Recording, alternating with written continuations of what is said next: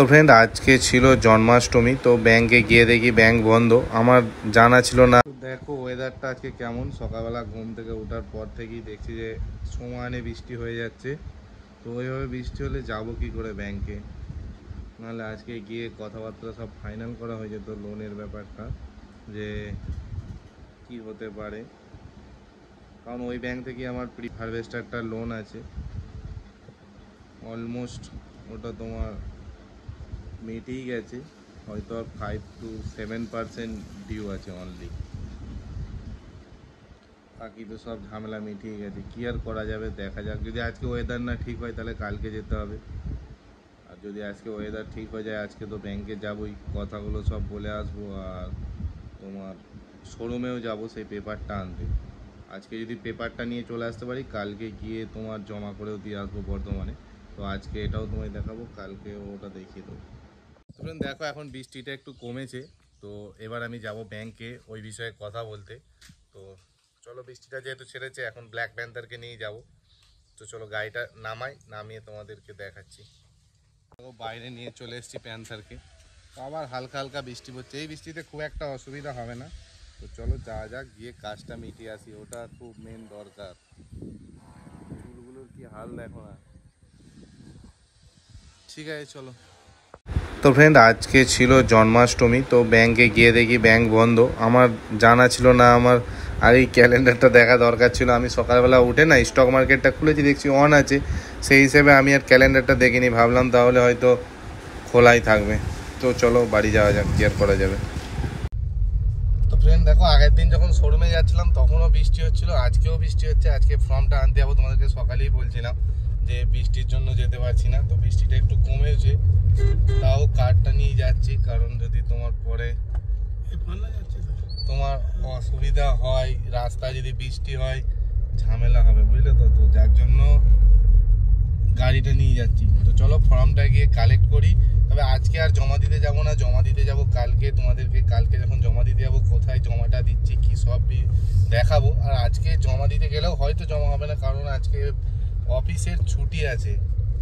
তো যার জন্য আজকে জমাও হবে না। তো চলো গিয়ে আগে ফর্মটা কালেক্ট করে আনি, ওর সাথে আরও কিছু পেপারপত্র সব দিয়ে রেডি করতে হবে। সব 3 কপি করে জেরক্স করতে হবে, কারণ 3টে কপি একসাথে জমা দিতে হয়। তো ওগুলো কালেক্ট করে সব রেডি করব, তোমাদেরকে সেগুলো সবই দেখাবো। চলো এখন যাওয়া যাক মেমারি তাহলে। আর একটুখানি গেলেই তোমার গেটটা পড়বে, যদি গেটটা খোলা থাকে তো খুবই ভালো হয়, না হলে তো জানো মেমারি গেটের কি অবস্থা। দেখা যাক, কি মনে হচ্ছে খোলা আছে, কারণ ওই সাইড থেকে দেখো গাড়িগুলো আসছে কিন্তু। তো চলো চট করে পার হয়ে নিই, গিয়ে তোমাদের সঙ্গে শোরুমে দেখা করছি। গেটটা খোলাই ছিল, তো যার জন্য খুব তাড়াতাড়ি চলে এলাম এই মাথায়। আর এখান থেকে একটুখানি গেলেই আমরা চলে যাবো কুবোটার শোরুমে। এখনো বৃষ্টি পড়ছে, দেখো বৃষ্টি এখনো বন্ধ হয়নি।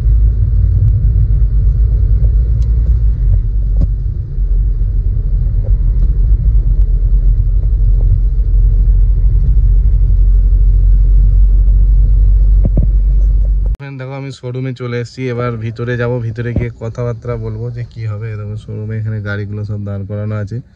তো এখানে বৃষ্টি পড়ছে, তোমরা বলেছিলে 55 মডেলটার ভিডিও করতে, বাট পসিবল নয় যা বৃষ্টি পড়ছে এখানে। ওই জন্য গাড়ির ভিতরে বসে ভিডিও বানাচ্ছি। তো চলো ভিতরে যাই, জেনে এসে কি হচ্ছে তোমাদেরকে বলছি। ভিতরে গিয়েছিলাম, আমাদের ফর্মটা ফিল আপ করা হয়ে গেছে।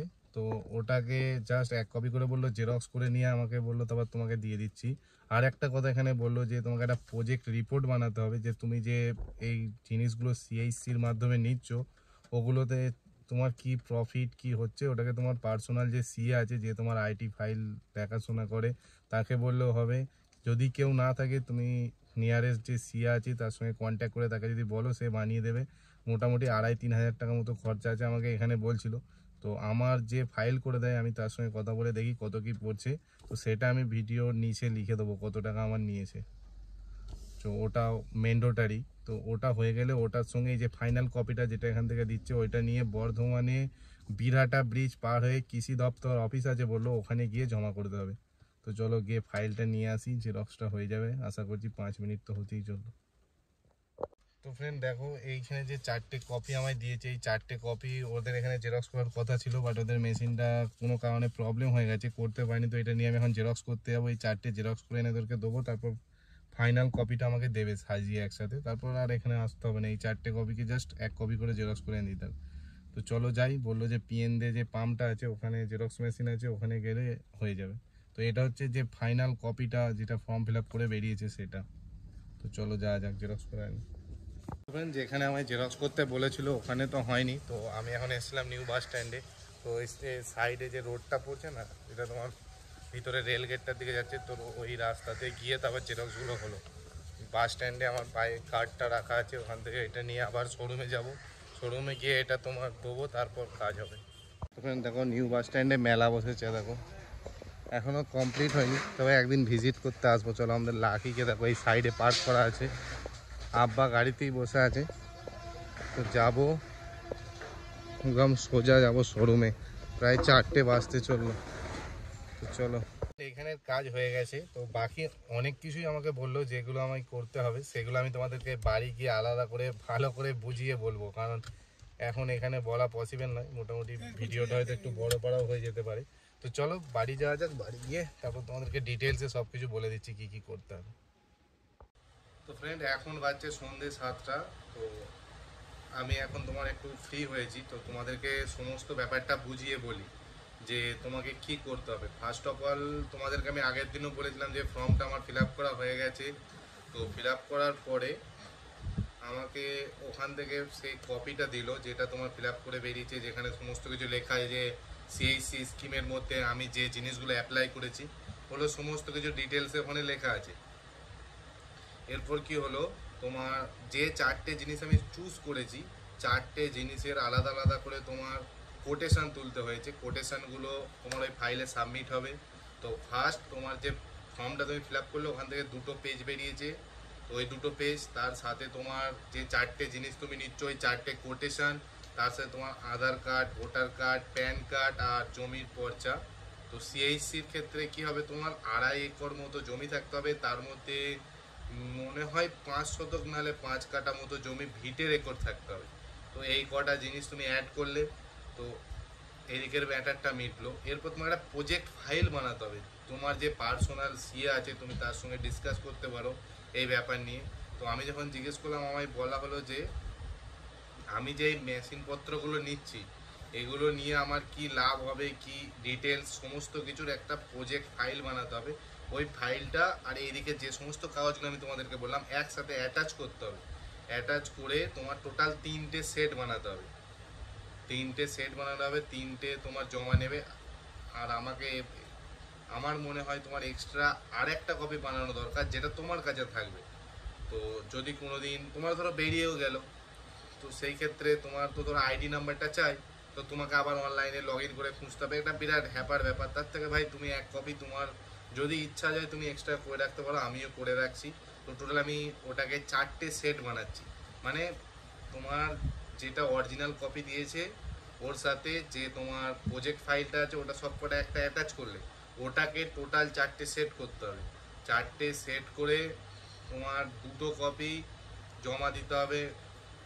একটা হচ্ছে বর্ধমান এগ্রিকালচার অফিসে, যেটা তোমার বিরাটা ব্রিজ পার হয়ে গিয়ে যেটা পড়ে ওখানে একটা জমা পড়বে। দ্বিতীয় কপি তোমাদের যে ব্লকের আন্ডারে তোমার যেখানে থাকে না এগ্রিকালচার অফিস, যেমন আমাদের বর্ধমানের 5রায় আছে, তো আমি 5রায় 1 কপি জমা দেবো আর একটা কপি বর্ধমানে। আর আমাকে শোরুম থেকে আরেকটা জিনিস বলা হলো যে যদি তোমার কিছু কিছু কারো শুনেছে যে মানে কনফার্ম নয় উনিও, যে তুমি 2টো কপি হয়তো 5রায় জমা নিয়ে নেবে, ওরা বর্ধমান অফিসে পাঠিয়ে দেবে, তোমায় আর যাবার দরকার নেই। তো ওটা হলে তো খুবই ভালো হয়, যেতে হবে না আর বর্ধমানে। তো আমি দেখি যদি আমার ওই প্রজেক্ট ফাইলটা আমি আমার সিএকে বলে দিয়েছি, বলেছে আজকে রাত্রের মধ্যে কমপ্লিট করে দেবে। যদি আজকে হয়ে যায় কালকে আমি ওটা 5রাতে প্রথম যাব, দেখবো যদি ওখানে হয়ে যায় তো বেটার, না হলে আমাকে বর্ধমান যেতে হবে। তো কালকে আমি তো যাবই, তোমরা দেখতে পাবে। যদি আমার ফাইলটা হয়ে যায় তো কালকে যাব, না হলে হয়তো কালকে যাওয়া হবে না। তো ওই ফাইলটা নিয়ে 5রা অফিসে জমা করব, আর একটা বর্ধমান অফিসে, আর একটা কপি তোমার কাছে থাকবে। আর এখানে আরেকটা জিনিস বলার আছে, কুবোটা গাড়ি যারা নিয়েছে তারা যারা ফিল আপ করছে তারা অবশ্যই জানবে ব্যাপারটা, যে তোমার গাড়িটার দাম আছে 27,50,000, বাট তোমার যে ওখানের যে ওয়েবসাইটে 2640 না 2660 এরকম সেভ হয়ে আছে। তো কোম্পানি তোমাকে একটা পেপারে সই করিয়ে নিচ্ছে যে 90,000 টাকা তোমার এক্সট্রা দিতে হবে যদি তোমার নামে বেরিয়ে যায়, কারণ ভুল করে ওখানে তোমার ওটা করে ফেলেছে। তো এখন আর সংশোধন করার জায়গা নেই, সংশোধন করতে গেলেও বলছে নাকি 1 মাস লাগবে। তো 1 মাস লাগলে তো ফর্ম ফিল আপের ডেট শেষ হয়ে যাবে। তো তার জন্যে ওরা বলছে তুমি যদি ইচ্ছুক হও তবেই তুমি অ্যাপ্লাই করো, নাহলে ওদের কোম্পানির জিনিস তোমায় অ্যাপ্লাই করার দরকার নেই, ডাইরেক্টলি বলে দিচ্ছে। যদি মনে হয় যে হ্যাঁ আমি কুবোটার মেশিনই নেবো, তাহলে তোমায় বলে দেবে যে 2660 অনলাইনে অ্যাপ্লাই করছো, যদি বেরোয় তোমার 90,000 টাকা এক্সট্রা দিতে হবে। ওর জন্য তোমাকে যখন কোটেশনটা দেবে একটা পেপারে সাইন করে নেবে যে এরকম চুক্তি হচ্ছে, তবেই আমি কোটেশন দিচ্ছি। তো এটাই হচ্ছে মেন ম্যাটার। আর তোমাদের ভিডিওটা কেমন লাগলো কমেন্ট করে জানিও। দোস্ত ভাই, থ্যাংকস ফর ওয়াচিং।